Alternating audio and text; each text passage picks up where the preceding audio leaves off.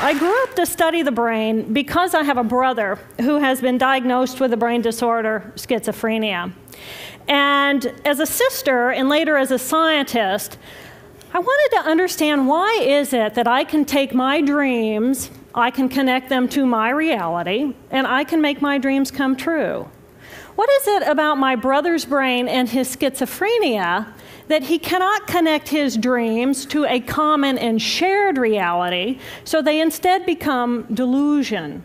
So I dedicated my career to research into the severe mental illnesses, and I moved from my home state of Indiana to Boston, where I was working in the lab of Dr. Francine Bennis in the Harvard Department of Psychiatry. And in the lab, we were asking the question, what are the biological differences between the brains of individuals who would be diagnosed as normal control, as compared with the brains of individuals diagnosed with schizophrenia, schizoaffective, or bipolar disorder? So we were essentially mapping the microcircuitry of the brain, which cells are communicating with which cells, with which chemicals, and then in what quantities of those chemicals. So there was a lot of meaning in my life because I was performing this type of research during the day. But then in the evenings and on the weekends, I traveled as an advocate for NAMI, the National Alliance on Mental Illness. But on the morning of December 10, 1996, I woke up to discover that I had a brain disorder of my own. A blood vessel exploded in the left half of my brain. And in the course of 4 hours, I watched my brain completely deteriorate in its ability to process all information. On the morning of the hemorrhage, I could not walk, talk, read, write, or recall any of my life. I essentially became an infant in a woman's body. If you've ever seen a human brain, it's obvious that the two hemispheres are completely separate from one another. And I have brought for you a real human brain.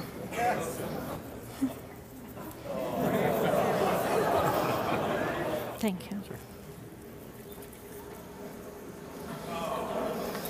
So this is a real human brain. This is the front of the brain, the back of the brain with a spinal cord hanging down. And this is how it would be positioned inside of my head. And when you look at the brain, it's obvious that the two cerebral cortices are completely separate from one another. For those of you who understand computers, our right hemisphere functions like a parallel processor, while our left hemisphere functions like a serial processor. The two hemispheres do communicate with one another through the corpus callosum, which is made up of some 300 million axonal fibers. But other than that, the two hemispheres are completely separate. Because they process information differently, each of our hemispheres think about different things, they care about different things, and dare I say, they have very different personalities. Excuse me. Thank you. It's been a joy. Our right human hemisphere is all about this present moment. It's all about right here, right now. Our right hemisphere, it thinks in pictures, and it learns kinesthetically through the movement of our bodies. Information in the form of energy streams in simultaneously through all of our sensory systems, and then it explodes into this enormous collage of what this present moment looks like, what this present moment smells like and tastes like, what it feels like, and what it sounds like. I am an energy being connected to the energy all around me through the consciousness of my right hemisphere. We are energy beings connected to one another through the consciousness of our right hemispheres as one human family. And right here, right now, we are brothers and sisters on this planet, here to make the world a better place. And in this moment, we are perfect, we are whole, and we are beautiful. My left hemisphere, our left hemisphere, is a very different place. Our left hemisphere thinks linearly and methodically. Our left hemisphere is all about the past, and it's all about the future. Our left hemisphere is designed to take that enormous collage of the present moment and start picking out details, and more details about those details. It then categorizes and organizes all that information, associates it with everything in the past we've ever learned, and projects into the future all of our possibilities. And our left hemisphere thinks in language. It's that ongoing brain chatter that connects me and my internal world to my external world. It's that little voice that says to me, hey, you got to remember to pick up bananas on your way home. I need them in the morning. It's that calculating intelligence that reminds me when I have to do my laundry. But perhaps most important, it's that little voice that says to me, I am. I am. And as soon as my left hemisphere says to me, I am, I become separate. I become a single, solid individual, separate from the energy flow around me and separate from you. And this is a portion of my brain that I lost on the morning of my stroke. On the morning of the stroke, I woke up to a pounding pain behind my left eye. And it was the kind of pain, caustic pain, that you get when you bite into ice cream. And it just gripped me, and then it released me. And then it just gripped me, and then it released me. And it was very unusual for me to ever experience any kind of pain, so I thought, okay, I'll just start my normal routine. So I got up and I jumped onto my cardio glider, which is a full body, full exercise machine.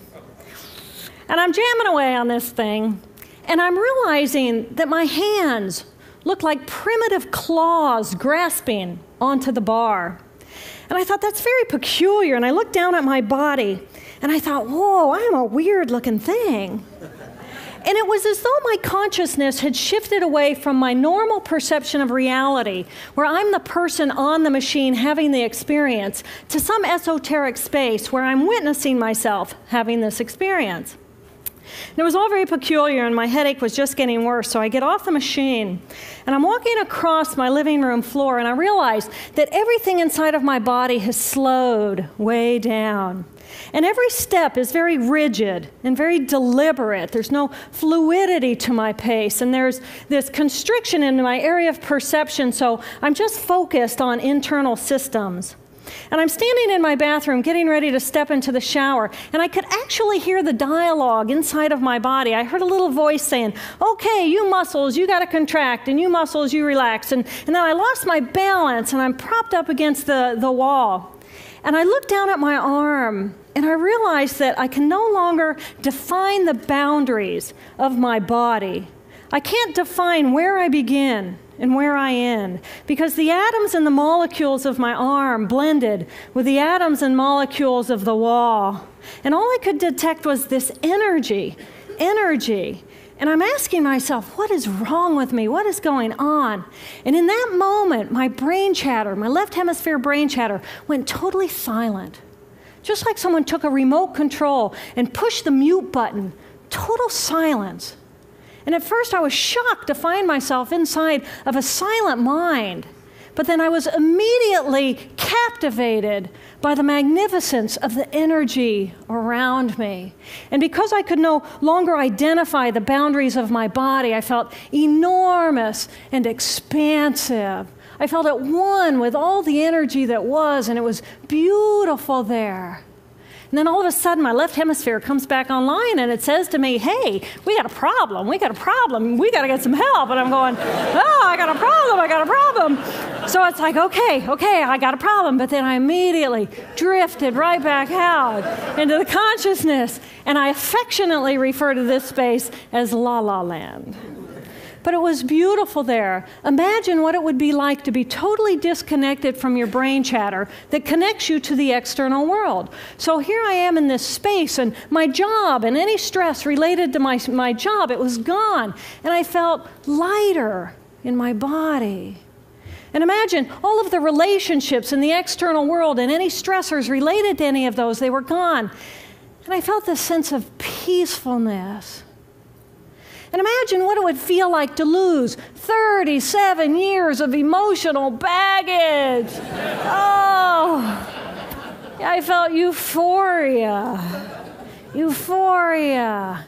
It was beautiful there. And then again, my left hemisphere comes online and it says, hey, you've got to pay attention. We've got to get help. And I'm thinking, I got to get help. I got to focus. So I get out of the shower and I'm mechanically dressed and I'm walking around my apartment and I'm thinking, I got to get to work. I got to get to work. Can I drive? Can I drive? And in that moment, my right arm went totally paralyzed by my side. Then I realized, oh my gosh, I'm having a stroke. I'm having a stroke. And then the next thing my brain says to me is, wow, this is so cool. This is so cool. How many brain scientists have the opportunity to study their own brain from the inside out? And then it crosses my mind, but I'm a very busy woman. I don't have time for a stroke. It's like, okay, I can't stop the stroke from happening, so I'll do this for a week or two, and then I'll get back to my routine. Okay, so I got to call help. I got to call work. I couldn't remember the number at work. So I remembered in my office I had a business card with my number on it. So I go into my business room. I pull out a 3-inch stack of business cards. And I'm looking at the card on top. And even though I could see clearly in my mind's eye what my business card looked like, I couldn't tell if this was my card or not, because all I could see were pixels. And the pixels of the words blended with the pixels of the background and the pixels of the symbols, and I just couldn't tell. And then I would wait for what I call a wave of clarity. And in that moment, I would be able to reattach to normal reality. And I could tell, that's not the card, that's not the card, that's not the card. It took me 45 minutes to get 1 inch down inside of that stack of cards. In the meantime, for 45 minutes, the hemorrhage is getting bigger in my left hemisphere. I do not understand numbers. I do not understand a telephone, but it's the only plan I have. So I take the foam pad and I put it right here. I take the business card, I put it right here, and I'm matching the shape of the squiggles on the card to the shape of the squiggles on the foam pad. But then I would drift back out into la-la land and not remember if, when I come back, if I'd already dialed those numbers. So I had to wield my paralyzed arm like a stump and cover the numbers as I went along and push them so that as I would come back to normal reality, I'd be able to tell, yes, I've already dialed that number. Eventually, the whole number gets dialed, and I'm listening to the phone, and my colleague picks up the phone, and he says to me, and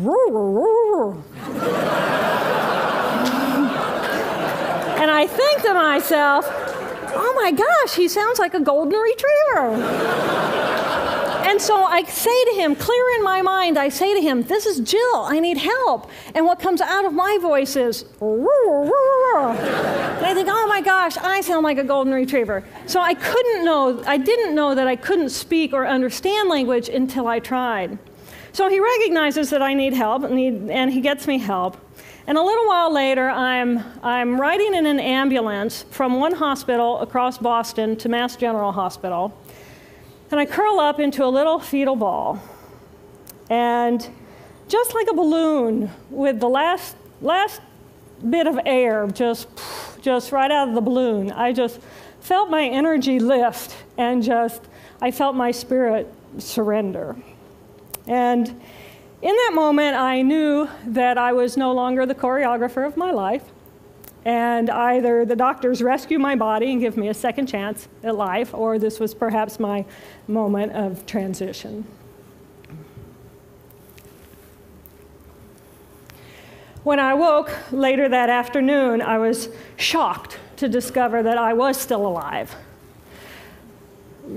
When I felt my spirit surrender, I said goodbye to my life, and my mind was now suspended between two very opposite planes of reality. Stimulation coming in through my sensory systems felt like pure pain. Light burned my brain like wildfire, and sounds were so loud and chaotic that I could not pick a voice out from the background noise, and I just wanted to escape. Because I could not identify the position of my body in space, I felt enormous and expansive. like a genie just liberated from her bottle. And my spirit soared free like a great whale gliding through a sea of silent euphoria. Nirvana.